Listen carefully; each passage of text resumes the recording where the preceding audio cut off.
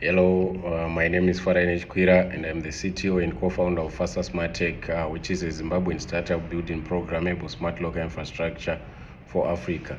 So at Faster, we are solving one of the biggest challenges in logistics, secure and efficient last mile delivery.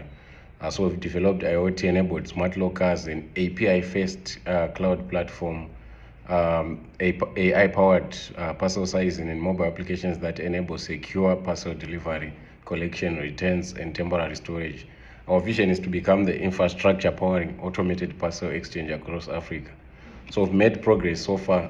We've developed a working platform, built our own APIs, integrated payments, and smart locker hardware, secured grant funding after winning a national innovation challenge under Potra Zimbabwe, and we successfully validated our technology through pilot projects with the University of Zimbabwe and Zimpost, Zimbabwe's national postal operator.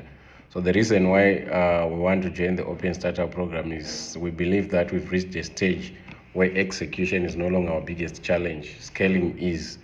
And we're looking for world-class mentorship on fundraising, enterprise sales, building a repeatable go-to-market strategy.